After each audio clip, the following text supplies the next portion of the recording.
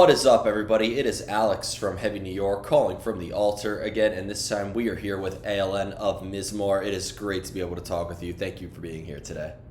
Yeah, thank you so much for having me. Anytime, man. It's so awesome to have you here. Your new album, which is pronounced Prosaic, is absolutely beautiful, and I cannot wait for the rest of the world to hear it, or I'm excited for the world to hear it because by the time they see this interview, it will be out by now. But was the intention of this to almost kind of just make a continuation of your previous album, Karen, or was this meant to sort of be like a new beginning in a way and more of like a new concept and new uncharted territory?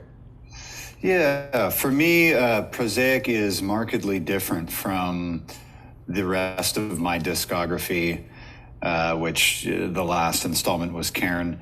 I set out to intentionally make a less conceptual record, almost an anti-concept record, something that felt more natural, straightforward, kind of human and raw and from the hip, to kind of explore a more slice of life approach to music and art and creating a record. I've kind of gotten tired of, I don't know, making something that I feel like is some sort of epic masterpiece, something that's like grandiose and very long and dense. To me, that just feels a little bit self-indulgent right now, and I kind of wanted to just liberate myself from that method and that expectation, and kind of go off leash and make a more I don't know, a more simple record in a lot of ways. Simplicity, I thought, like, worked in your favor with Prosaic, and I've noticed that. I love that idea. Like, I love that concept, the anti-concept album in a way, because I thought, like, I've always thought that the previous three albums that you made were very thought-provoking and really were engaging and made me see beyond the music. And this album made me really appreciate something for what it is in a way. I think both have their great aspects behind it, but I do think that Prosaic is definitely like, you don't need to analyze Only in Expanse or No Place to Arrive, Anything But, or Acceptance any farther than it is. I think it is a very sort of what you see is what you get album. Oh, awesome. Glad to hear that. Being that it wasn't so conceptually driven, would you consider this more of a personal album in that regard, or would you feel like it was sort of like was it maybe a little less stressful, or there was a lot less research involved and you were kind of able to just go into it more? It was less stressful, yeah. It was probably the most fun process I've had in making a record, and I feel that it's probably the most engaging of my records in terms of engaging the audience and the listener, and trying to explore these topics that I feel are very universal and relatable. So yeah, there was a certain ease to it, which was also intentional. Once you make enough records, you kind of become more curious about just making an album in a different way than you have in the past, to keep yourself interested and engaged, and to even have fun. So I kind of set up some guidelines for myself when I made this record, and that I continually practiced and forced myself to keep in mind as I went. And this kept me from obsessing too much over the record and getting lost or stuck in spots. I would, when moments like that would approach, I would force myself to accept that I've already done my best on a part and just move on, because I just wanted to see if I could make a record without suffering so much or losing perspective, and being so meticulous to the point of it being a slog. I just wanted to share, and if that meant obsessing and suffering over my art, it was going to stop me from sharing.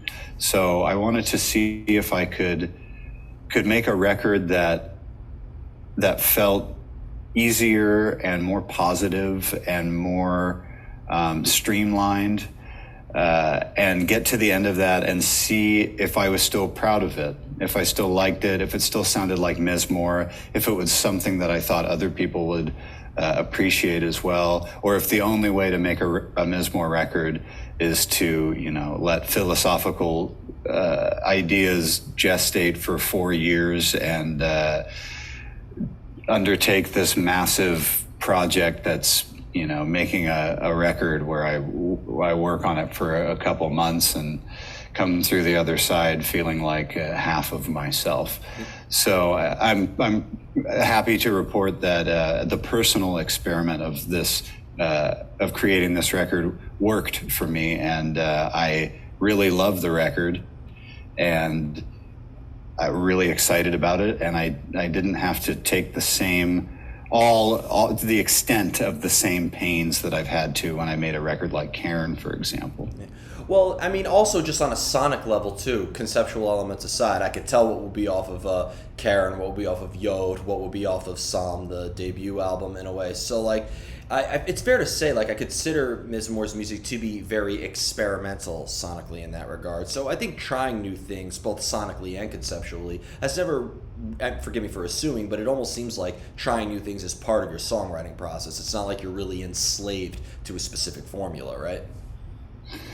Yes and no. I think I do try new things in the sense that there's this slow evolution at play in my songwriting and in my production.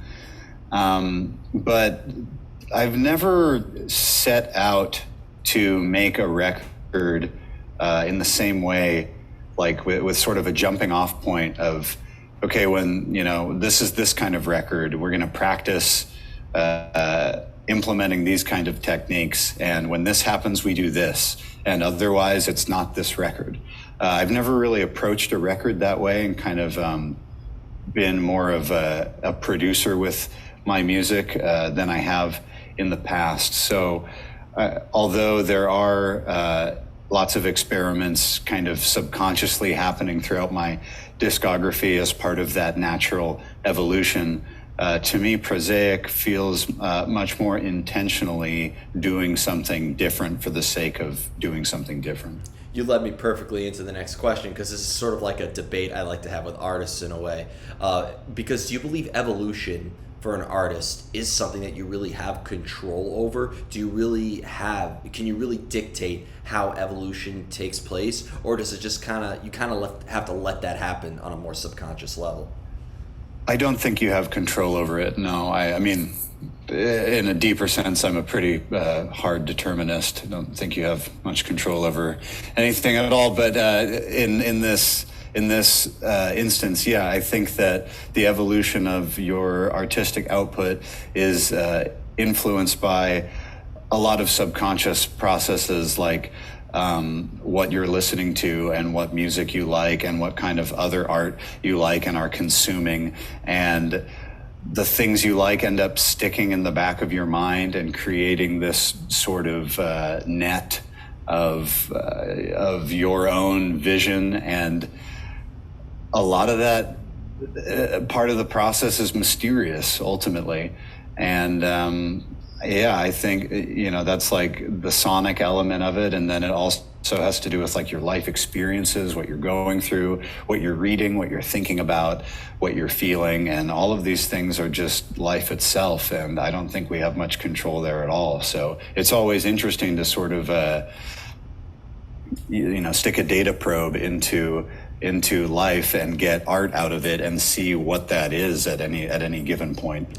Well, being that you do have like a research elements and you do kind of have like external sources of inspiration through your previous work, and you have, with Prosaic being more of a personal level and not so much bound by a concept, it's fair to say that you're able to take inspiration from both internal and external sources as well, right?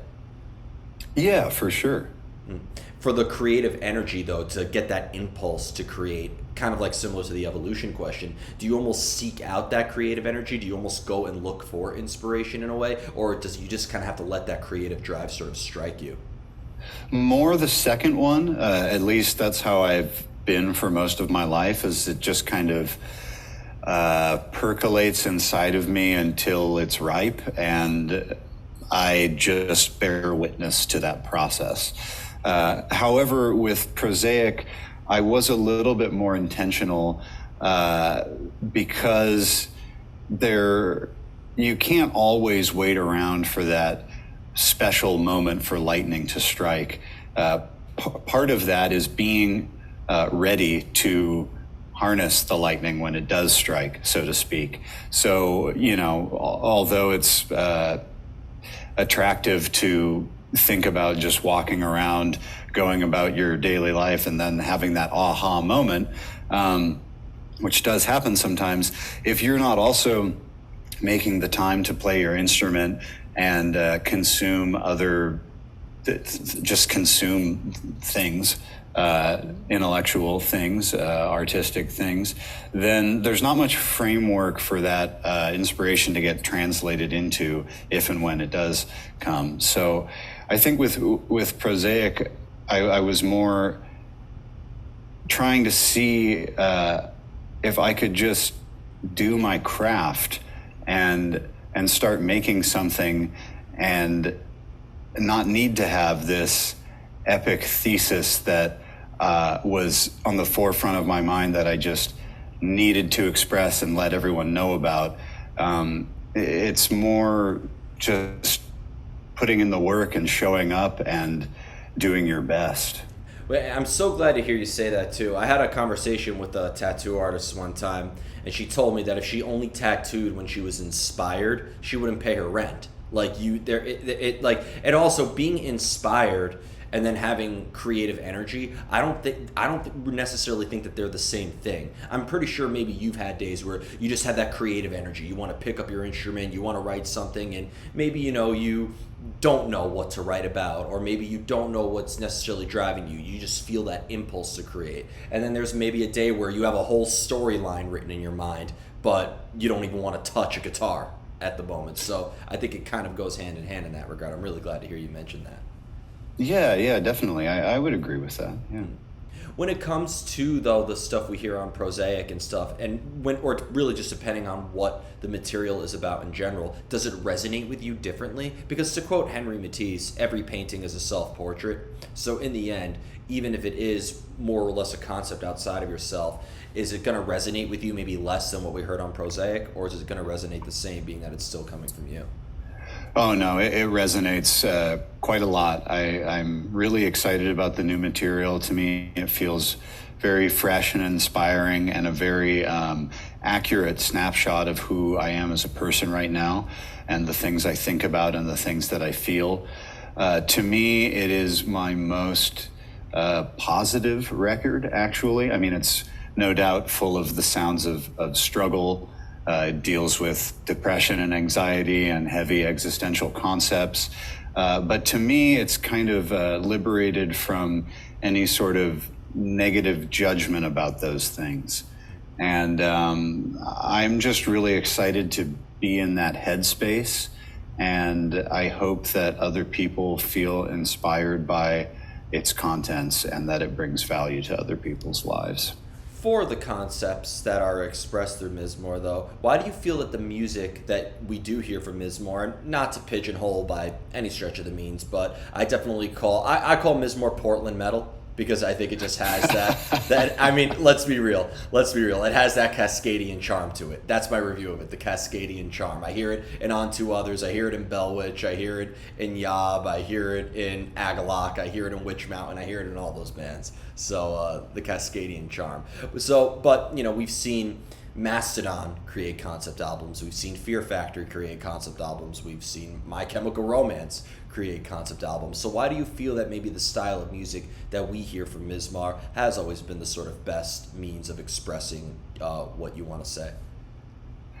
I think that for me, like black metal and doom metal have been really important tools in expressing emotions like anxiety and depression, kind of respectively. I think that the faster tempo and more bracing feel of black metal is really cathartic for anxiety, and the slow, lumbering, epic sounds of doom metal are really helpful when you're trying to get some depression out. And I've kind of gravitated towards those subgenres for a while now.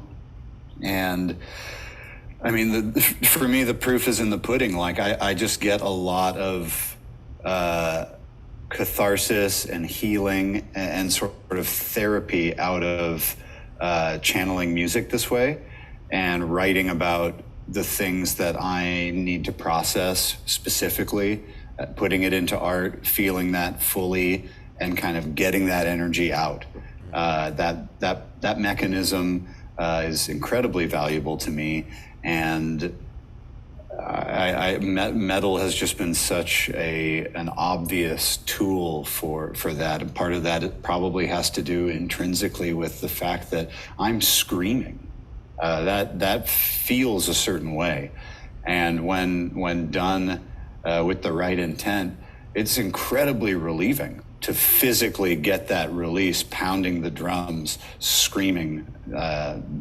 Those two in particular are very kind of visceral experiences for me. And that's really cool that you were able to do that. But I've always said that sometimes when darkness and, anger, angst of any type is the sort of fuel behind your fire, sometimes artists can become victimized by their own product in a way, where sometimes they could be consumed by the darkness, where they're not controlling it anymore. It's controlling them. So is there sort of like an art to confronting personal demons or confronting this dark attire of the world, so you don't let it consume you and you kind of know how to manage it to create it into the art that we hear? Absolutely, and I'm glad that you asked that question. I think it's really important. Like, if you're going to make such ugly, quote unquote, ugly sounds as we hear in extreme metal, if you're going to gnarl your throat up and scream and lose your voice and things like that, there better be a pretty good reason for doing that. Because it's not easy, and it hurts sometimes, and also, like, I'm very mindful of what kind of message I send with my music, especially music like mine that deals with topics like suicide, to where I try to make it very clear to my audience that I'm using this as a tool that leads me to positivity. Or at least less negativity. And I'm not putting that energy out into the world. I'm not trying to gross people out or send people into chaos or deeper into their depression. The point of my music and most extreme music that I like is therapy, ultimately. So I openly like to talk about these kinds of topics to clarify that for folks, because I really do feel like, at least in mainstream culture, metal gets a bad rap for being this kind of destructive scene. And my music is not like that at all. And most of the people that I'm close with in the scene, I think, would say the same thing. We're all here to help each other out and release negative emotions, be honest about them, and then heal together. That's the whole point of what I'm doing. Of course. And no matter, and look, I've interviewed hundreds of black metal bands and doom metal bands, hardcore bands, all this. No matter how evil or dark or miserable that they try to be, believe me when I say, they are not like that 24/7. I interviewed the guys in A.L.N. They're some of the darkest bands in the world, but I've seen them laugh plenty of times. And, and it's funny. I was interviewing Gabe from On to Others many times, and he says, I'm not this way. It's not a fake guy that I'm playing on stage, but I still like to laugh and eat cheeseburgers and watch comedy movies like everybody else. Like, everybody has the desire to be happy. Everybody. I don't care how evil or dark your music is. Everybody has the desire to be happy. We just have different pathways of getting there. Yeah, totally. I think it's just a good question to ask about outlets like this that really harness the negative. Is it helpful? And I certainly want my music to be helpful to other people. And also, kind of piggybacking off what you just said, I think it's important to keep in mind the absurdity of life and the absurdity of what we do in metal. It's so over the top and so absurd. And I think the two sides of absurdity are pain and beauty. So, we can go to this really dark place and be really extreme, and then the next second, be laughing our asses off. It's almost the same thing in a sense to me, if that makes sense. Absolutely. You know what it is? It's just people fear what they don't know. That's what it is. And look, there's no denying metal or even rock in general. It's a darker form of music. You can't deny it. Like, people are like saying they don't understand us, we're not really dark. I'm like, okay, but from the outside looking in, when you have skulls and pentagrams everywhere and everybody's wearing all black and it looks like a funeral just as much as a concert, people are going to question why. People are going to question why that is. And then, through the music and through interaction, we prove them wrong. But it's just one of those things you're going to have to accept. This is a dark form of music. People look at me walking on the street and they probably think I'm an axe murderer, and but you prove, and then I show them my emo music taste and they realize that's not the case, but right. So. No, yeah, for sure, the music's dark as hell. It ought to be. And it's interesting because I've noticed this as well, like for some people that just can't go there, they just can't hear the screaming. I know that's a big thing for people. But then they might also be the same person that can watch a really gory, scary movie. Of course. So you might find it maybe in other sources of media and be like, okay, well, can you kind of understand with that analogy then? Like, we all can tap into that darker place in some form of media. I mean, the darkness is a part of life, and I think you're better off recognizing it and accepting it and figuring out what that means for you and how to navigate it. Yeah, I mean, it's an acquired taste like anything else. I mean, I'm not going to show somebody whose favorite artist is Taylor Swift, show them a Dying Fetus album and expect them to love it and think that they're wrong for not loving it. You know what I mean? So right. Yep. Right. I have a few more questions for you. Going by the name of A.L.N. I always ask artists who use pseudonyms for this. Do you feel that maybe Mizmor is almost portraying also at the same time like an alter ego about yourself? Like, do you feel like maybe you portray a character or maybe portray an essence that we don't see off camera or off stage? No, not so much, honestly. I mean, I think everyone kind of lights up a little bit when they perform and they have adrenaline in front of hundreds of people in a way that they don't seem when you're just talking to them in a room. But for me, the initials thing was a twofold decision. On the one hand, it afforded me to be anonymous in the beginning. Before anyone knew my name or there were pictures of me or anything like that, because at the heart of Mizmor, it started in 2012 as a way for me to deal with my loss in faith in Christianity. And that first record, it's so close to the nerve. I was still a struggling Christian at the time, and the songs are literally psalms. They're prayers addressed to God. Kind of wrestling with this faith that I was rapidly losing. It's kind of like my last prayer to God. And I had no plans on showing anyone that. I made it like it was a journal for me. But loving, supportive people around me encouraged me to put it on the internet, and one thing led to another, and then there were CDs, and the rest is history. But at first I wasn't going to show anyone, and I felt like, especially in this scene, that I didn't think that anyone would understand or be able to relate to me. I saw black metal and extreme metal in general as a very overtly anti-Christian or Satanist world that I didn't really know how many people were walking around in the scene being like, do I believe in God or not? I just didn't think that, I felt embarrassed, honestly.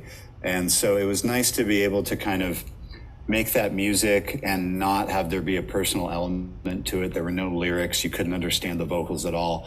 It was just like, well, I think these people will still hear the music and hear the pain and relate to that and like that. They don't need to know what I'm talking about. If they know that I'm like still kind of Christian or agnostic, don't really know what I am, like they're just going to think that's stupid. So that was the one benefit to using the initials, and the reason that I ended up using it was at the time I was also associated with the project.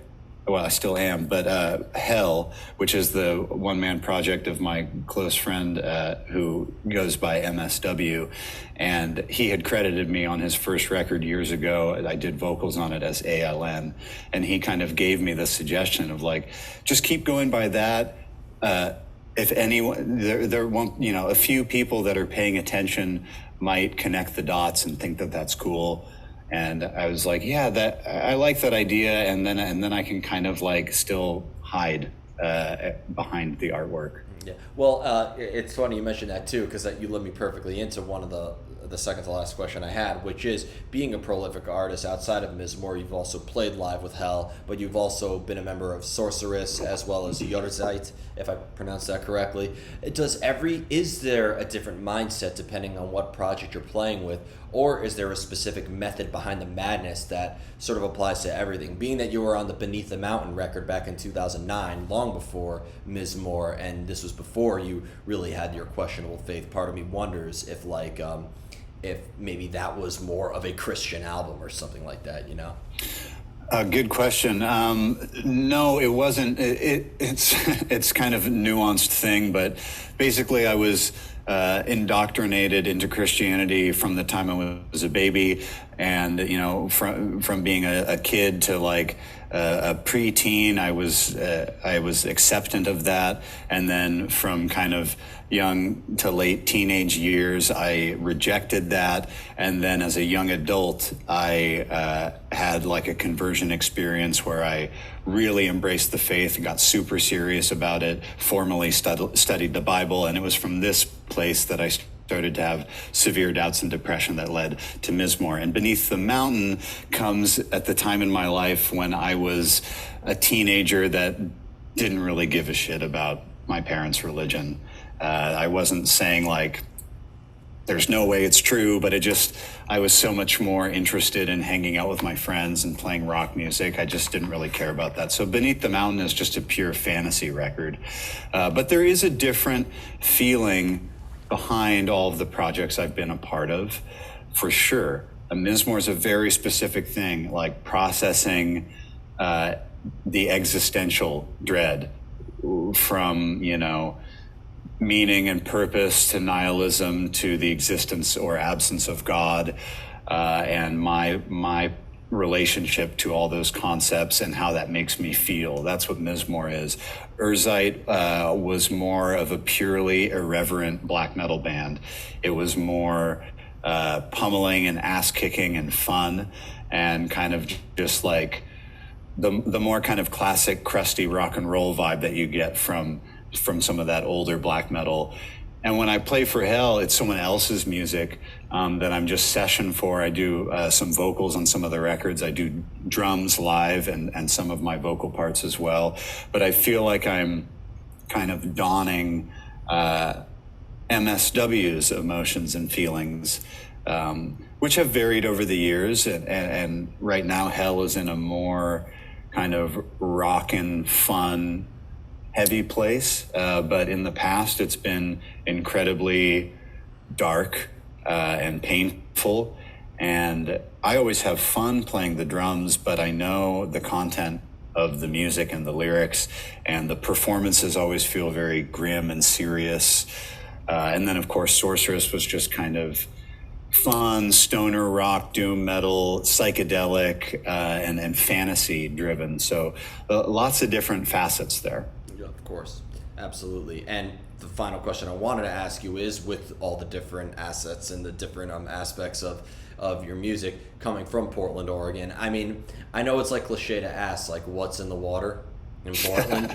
But, like, again, first off, I just want to point out every Portland band I've interviewed, from Toxic Holocaust to Onto Others to Witch Mountain to everybody, always some of the best interviews I've ever done always like very thought provoking, and I always learn something. But the music that's out there is just truly a force to be reckoned with, from Agalok and so much more. I'm just curious to how the scene has been for you, because I feel like with Mizmor you have the sort of doomy aspects that is associated with Portland, but you also have the blackened aspects of it as well. I feel like you are almost kind of like a smorgasbord of Portland metal in that regard. Nice. Yeah, Portland's awesome. The Northwest in general is awesome. I was born and raised in Salem, Oregon, and have spent most of my life in Oregon. And the last 12 years in Portland. And the scene, I think, is great. It's welcoming and friendly, and there are lots of good bands, and there's lots of concerts happening, and it's still small. We're talking about extreme music, so within a few years you kind of know everyone, but it feels very familiar and nice. And as to like what's in the water, I think it's like, I think the scenery and the weather does subconsciously influence the music. I know my opinion's probably biased because I've lived here my whole life, so it's kind of all I know. But and there are certainly exceptions to the rule. But you see it kind of all over the world too. I think that's part of the reason why we've got like the Scandinavian scene as well. Yeah. It's like once you get up into that latitude where the sky is gray most of the time, it's chilly most of the time, and there are forests everywhere. For some reason, the outcome is just like contemplative metal of some sort, Well, I mean, no, it's not cliche. And, another one of my favorite quotes is, just because it's a cliche doesn't mean it isn't true. Sure, it may be cliche to say, the atmosphere, because Portland is a very geographically diverse place. But to further prove that point, I'm from New York City. It's the capital of hardcore. You think Agnostic Front or Sick of It All would sound like they do if they started in Alabama? They wouldn't. Right. Yeah. So exactly. So up here, like a lot of times you are indoors, maybe even isolated. It's too rainy to go do something, whatever. And of course we get our nice summers and everything. It's not all bad, but I think it for a certain type of person, it creates this creative environment where it's like, oh, well, maybe I'll stay in and write some music or something, or I don't know. It's one of those things that is kind of ultimately mysterious as to why it breeds the type of creative output that it does.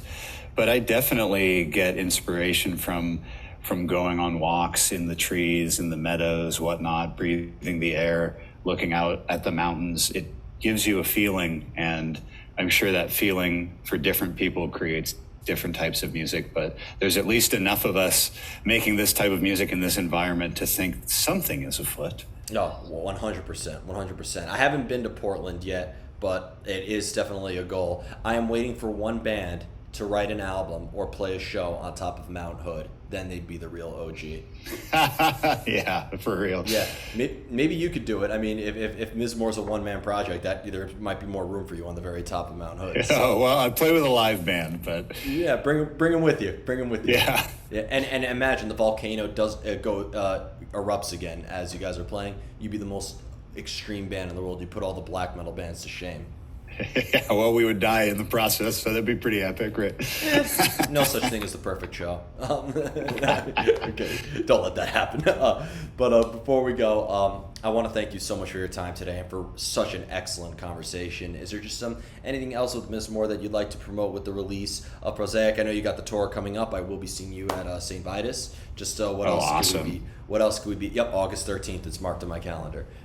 Fuck yeah, man. Yeah. Is there just anything else that you'd like to promote with the release of Prosaic, if you're allowed to say, of course, because this will be uploaded by midnight? Oh, I mean, the record comes out at midnight. We've got, records, CDs, tapes, shirts, all that stuff. I'm going to be going on a month-long full U.S. tour. Hope to see people out there. Hope people connect with the record. I hope that people like it and understand where I'm coming from. And I'm just very thankful for the opportunity and the audience. And Yeah. Well, even if it doesn't, even if the listener doesn't maybe understand where you're coming from, I think it's a record that's going to make people understand something about themselves when they listen to it. So I think That's great. I think understanding is going to be the result, regardless of what they are understanding. So It's probably even better like that. Awesome. But thank you so much, everybody. We are here with A.L.N. of Mizmor. Prosaic. It is out now. Pick it up while supplies last forever. We will see you next time on Heavy New York.